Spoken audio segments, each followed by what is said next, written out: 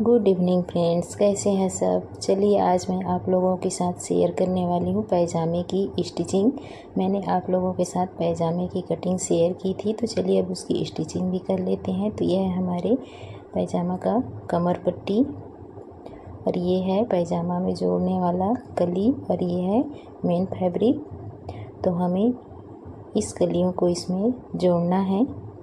तो यह है हमारा मेन फैब्रिक का तिरछा वाला भाग और कली का सीधा वाले भाग को आपस में जोड़ करके सिलाई करनी है।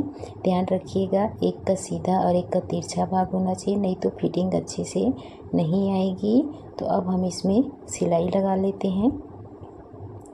हमें सिलाई लगाते समय किसी भी पल्लू को खींचना नहीं है, दोनों को आराम से पकड़ करके सिलाई लगानी है, नहीं तो फिटिंग या फिनिशिंग नहीं आएगी। तो देखिए मैंने यहाँ पर एक कली को जोड़ करके सिल लिया है। आप चाहें तो इसमें डबल सिलाई लगा सकते हैं या फिर छोटे टाँके में लगा करके सिंगल सिलाई भी लगा सकते हैं। तो इसी प्रकार से अब हमें एक कली जुड़ चुका है, अब हमें दूसरे कली को भी दूसरे साइड में जोड़ लेना है। इसमें भी वही करना है, तिरछा और सीधा भाग। तो इसी प्रकार से हमें इधर भी सिलाई लगा लेनी है। तो देखिए मेरा दोनों साइड में कली जुड़ चुका है। इसी प्रकार से हम दूसरे पैर वाले भाग में भी जोड़ लेंगे दोनों कलियों को। तो ये देखिए हमारे दोनों पैर में कली जुड़ चुकी है। अब हम दोनों के आसन वाले भाग को जोड़ करके सिलाई लगा लेते हैं। तो देखिए इसी प्रकार से हमें आसन में सिलाई लगा लेनी है। तो देखिए यहाँ पर हमारा दोनों आसन जुड़ चुका है। इसी प्रकार से दोनों साइड के आसन को हमें जोड़ लेना है। ये देखिए मैंने यहाँ पर दोनों आसन को जोड़ लिया है। अब हमें मोहरी की सिलाई करनी है। तो मोहरी की जितनी लंबाई है उतनी लंबाई में बुकरम काट लेंगे। बुकरम की चौड़ाई को हमें 1.5 इंच रखना है। उसके बाद कपड़ा को नीचे और बुकरम को ऊपर करके इस प्रकार से हमें सिलाई लगा लेनी है उसमें।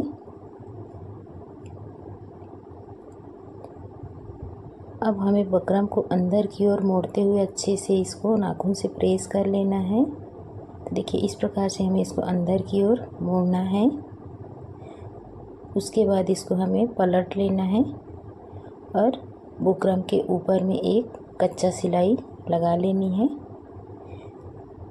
देखिए इस प्रकार से हमें बुकरम के ऊपर लंबे टाँके में सिलाई लगा लेनी है। अब इसको हम वापस से एक बार इस प्रकार से मोड़ेंगे और मोड़ करके इसमें एक और सिलाई लगाएंगे।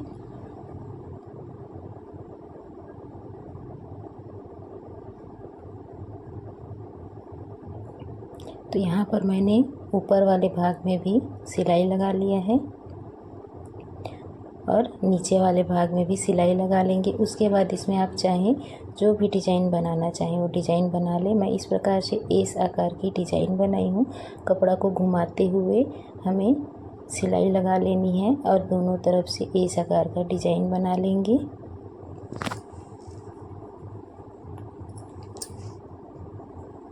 देखिए हमारा एक मोहरी बन करके तैयार हो चुका है।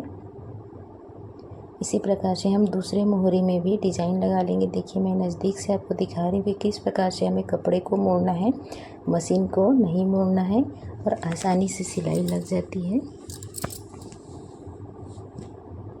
तो अब हम इसके ऊपर में भी इसी प्रकार से एस आकार में सिलाई लगा लेंगे।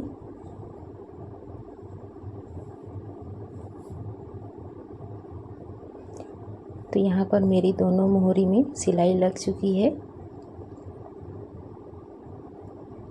अब हमें बेल्ट पट्टी तैयार कर लेना है। तो सबसे पहले बेल्ट पट्टी के किनारे को हमें इस प्रकार से मोड़ते हुए इसमें सिलाई लगा लेना है।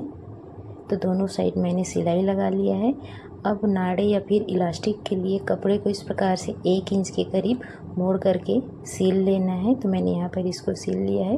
अब हमें इसको जोड़ करके इसमें सिलाई लगा लेनी है। तो यहाँ पर देखिए मेरा बेल्ट पट्टी बन करके तैयार है। अब हमें इसमें चुन्नट लगाने में आसानी हो तो इसके लिए हम बीच में एक कट लगाएंगे। उसके बाद इसको 2 फोल्ड में मोड़ देंगे और यहाँ पर बीच में वापस से एक और कट लगाएंगे। तो टोटल यहाँ पे 4 जगह में निशान है। अब हम मोहरी को जोड़ करके सिल लेते हैं। तो ये देखिए, अब हम बेल्ट पट्टी और नीचे वाले भाग को इस प्रकार से पकड़ते हुए इसमें चुन्नट लगा लेंगे और सिलाई कर लेंगे। तो देखिए यहाँ पर मैंने किस प्रकार से चुन्नट बनाए, वैसे भी आपको चुन्नट बना करके सिलाई लगा लेनी है। तो देखिए हमारे पैजामे की सिलाई हो चुकी है।